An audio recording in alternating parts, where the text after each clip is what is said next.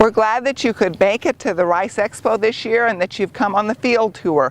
Welcome. And I also want to thank all of the farmers for their support through the Rice Grower Checkoff administered by the Rice Research and Promotion Board. Without those funds, we wouldn't be able to have the varieties that we have today. I want to tell you a little bit about the varieties that are behind me. I'm Dr. Moldenhauer, and I work in the long grain breeding part of the program.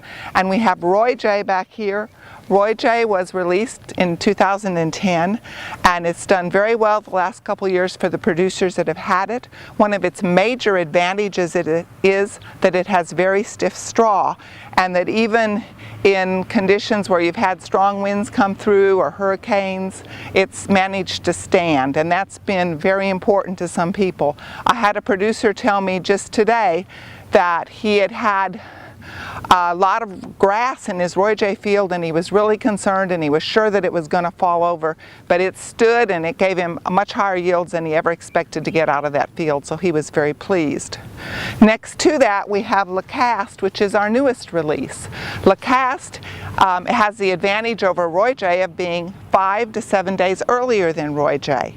It's also a long grain, has a very large kernel, has very good milling, it has very low chalk. So from a quality standpoint, it's a good variety. It's a little bit lighter green and has a little bit wider leaf than most of the varieties that I have released in the past. But it has the high yield potential.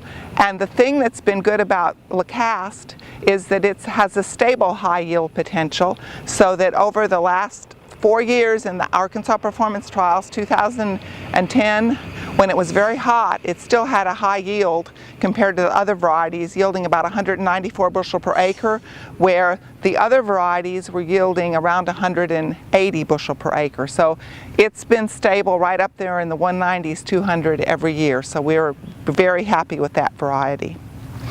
Next to LaCast is an experimental line we're looking at. It ends in 1084. This line has extremely good yield potential. It's only been in the Arkansas Performance Trials 1 year, so this will give us a second year's data. We don't know what's going to happen with it. It may turn out that that was just a fluke last year. But it yielded between the Roy J and the XP 753, which is a very high yielding hybrid from Rice Tech. And we were very excited about that. At 3 locations it yielded right with the Rice Tech hybrid. So we think that it has excellent yield potential. It had good milling, and it has fairly good straw strength. We'll just have to get a whole lot more data on it in the next couple of years to really see how it's going to perform. But you always have to have something exciting coming down the pike. We also released another variety this year to Horizon Ag, and that's going to be called CL172.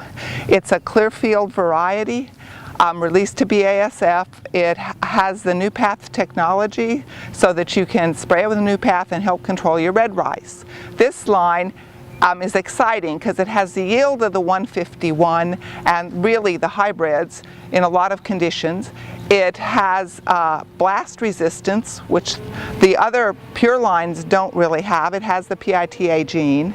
It has good stiff straw, so it doesn't lodge like the 151. It has an extremely nice, clear, large kernel, which is also desirable. Very, very low chalk. When they milled it at Mississippi State for Horizon Ag this year, they were astounded by how pure and how nice the kernels looked. So this is another good variety. It's going to be about the same maturity and about the same height as the CL151 and CL152, but it has the advantages, of course, like I said, of straw strength, of blast resistance, of having a good clear translucent kernel with low chalk, having high yield potential, and excellent milling. So we are real excited about that variety. It will be susceptible to sheath blight, but a lot of our varieties are susceptible to sheath blight. I didn't mention it before on the LaCast, but LaCast, like Roy J and Wells and Francis, is susceptible to blast. It's not resistant, but it does have the same ability to, if you can control your water or you don't grow it in a place where you have a bad blast situation, we don't see blast on that variety. It's very much like the Roy J and the Francis and Wells have been in the past.